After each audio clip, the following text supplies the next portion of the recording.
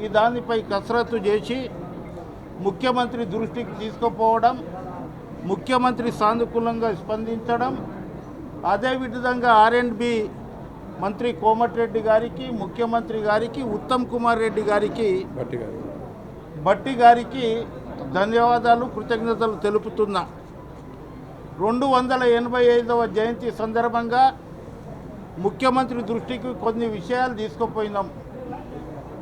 ఏదైతే కైన్స్ ఉంటుందో 100 రూపాయల కైన్స్ మీద సేవాలాల్ మహారాజ్ బొమ్మని చేయాలంటే కేంద్రానికి రాష్ట్రం అది తప్పకుండా నా తరపున అక్కడ లెటర్ పోతుందని ఒకటి.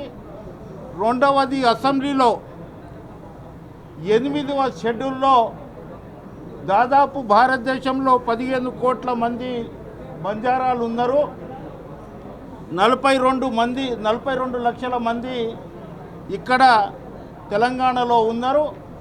మొన్న ఈ ప్రభుత్వం రావడానికి 42 సీట్లలో బంజారాలు ప్రధానమైన పాత్ర పోషించారు. ఎక్కడైతే లంబాడాస్ లేరో అక్కడ కాంగ్రెస్ పార్టీ అభ్యర్థులు గెలవలేదు. ఎక్కడైతే లంబాడాస్ ఉన్నారో జనరల్ సీట్లలో కానివ్వండి, ఉదాహరణకు కోడంగల్, పరిగి, తాండూర్, మహబూబ్ నగర్, జడ్చర్ల, షాద్ నగర్, కల్వకుర్తి, దేవరకొండ, మిర్యాలగూడ, నాగార్జున సాగర్, కోదాడ, హుజూర్ నగర్ రకరకాలుగా అక్కడ పార్టీ గెలిచింది. అందుగురించే ఆయన విగ్రహం బంజారాయిల్స్లో అప్పుడు నైజాం నవాబ్ గారు బంజారాయిల్స్ జాగాను ఆయన పేరు మీద కేటాయించడం జరిగింది. గోల్కొండ కిలాలో బంజారా గేట్ అని అక్కడ నైజాం నవాబ్ వాళ్ళు అక్కడ గేట్కు పేరు పెట్టిర్రు. అదేవిధంగా ముఖ్యమంత్రికి మరియు R&B మంత్రికి నేను అడిగినాను, సేవాలాల్ మహారాజ్ది ఒక విగ్రహం పెట్టాలంటే విగ్రహం పెట్టడానికి ఇదైరు, వాళ్ళకు కృతజ్ఞత ధన్యవాదాలు తెలుపుతున్నాను. కానీ బంజారాయిల్స్లో బంజారా భవన్లో పెడితే కరెక్ట్ కాదు, అది ట్యాంక్ బోర్డ్ మీద కనుక పెడితే చాలా బాగుంటుందని ముఖ్యమంత్రి దృష్టికి తీసుకువెళ్ళి అన్నీ మా శాసనసభ్యులు దాదాపు ఎక్కడైతే లంబాడా గిరిజనులు ఉన్నారో అది త్వరలోని 14, 15, 16 ఈ 70 సంవత్సరాలలో బంజారా పిల్లలు ఎప్పుడు క్రికెట్ ఆడలేదు LB స్టేడియంలో.